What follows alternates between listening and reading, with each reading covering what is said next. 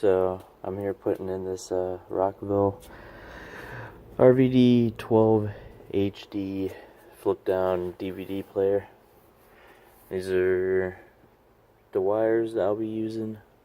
This one has a FM antenna wire if you want to wire directly to it, the radio, but just found out that it doesn't need it because it's got a modulator installed.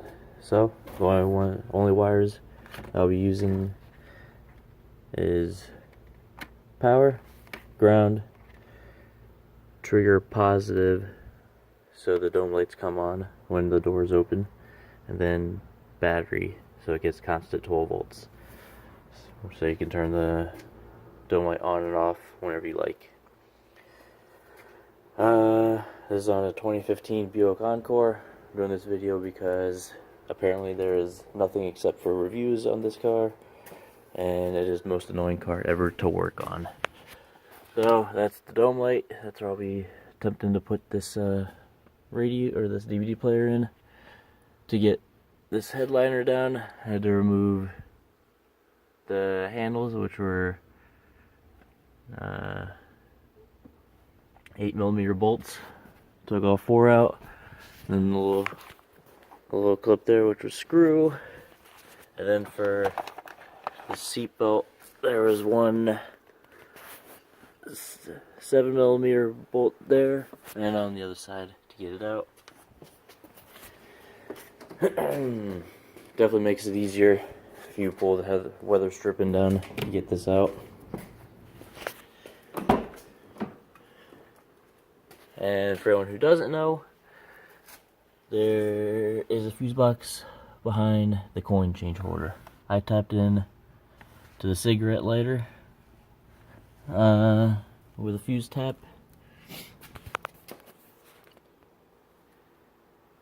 And then I ran my wire from the fuse box up through the A-pillar. Up here right now I just have it tacked in with zip ties. Just want to be careful of the zip of the airbag. Then you got one little thing here holding the pillar in, so you gotta be careful of that when you take it out. And then the plug for the speaker. Another thing that makes this car annoying, all the wires are glued to the headliner. So you want to make sure that you double check where you're cutting when you make your cuts. Oh, and for anyone who doesn't know how to remove a radio, I'll be doing a second video on that as well. Alright, so this is where I'll be mounting.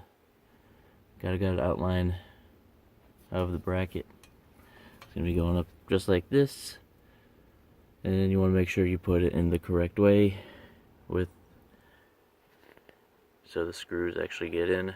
You need self-tapping screws if you like. If not, you can mount it to the headliner. It's probably not going to hold very well, but there is a brace right here that you can mount to. So I'm sure it's going to be difficult because it's kind of very small and round, so that's probably going to be fun. So we'll see what happens after I cut my hole. Alright, here's the giant hole in the roof. At this point is pretty much no turning back. But here's the brace to be mounted to.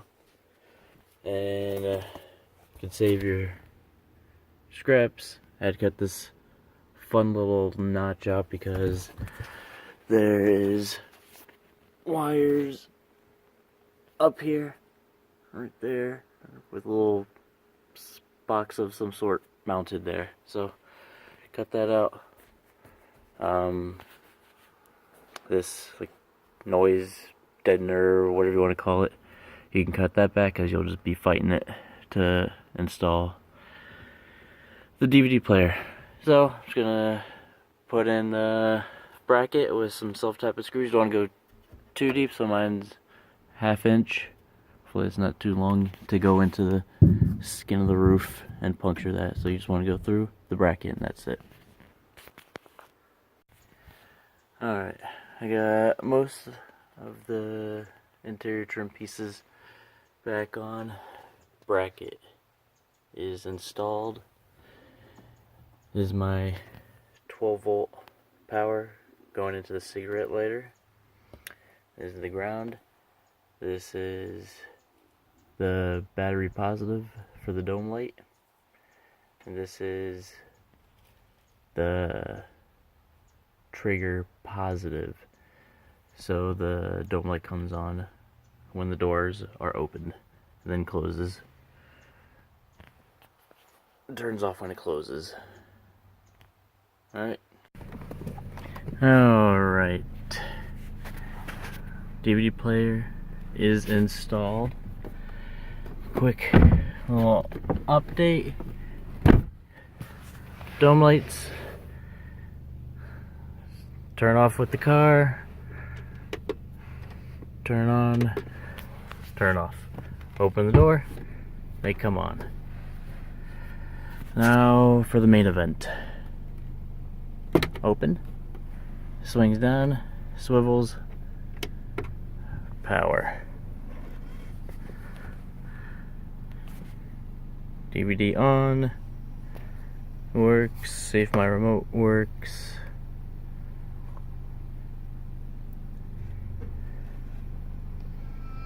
Okay, they're right behind the door. I see you in the lobby. Alright. Subtitles are turned off. See, where's the pause button? Nope, turn it in French. Spanish off. There we go. Off. Alright.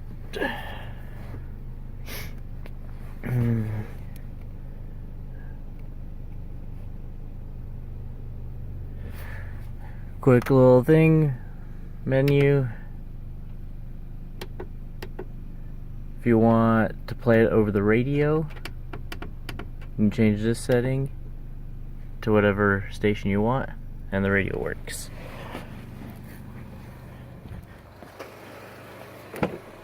Quick little demonstration. Turn the volume up on the car. And hit the play button.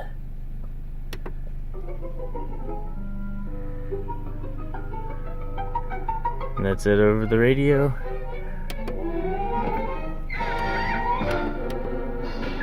Go back, change this to off, and there it is, not playing on the radio anymore.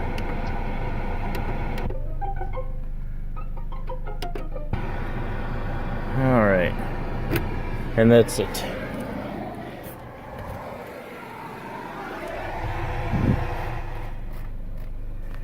The DVD player itself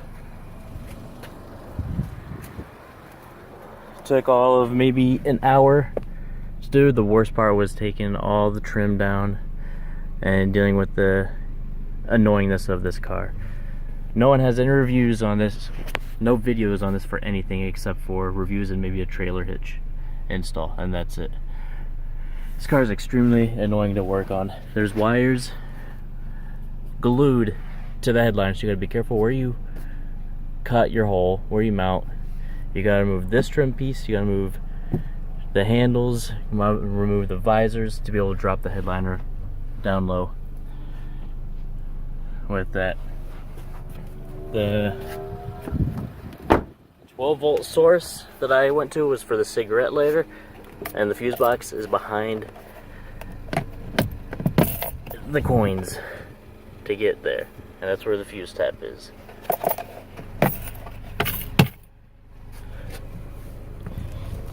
Then if you want to remove the radio itself, take your tool and pry this piece out. This whole piece comes out, and there's 4 bolts to hold the radio in, and you remove that. So all in all, this is an extremely annoying car to work on, but it was a success.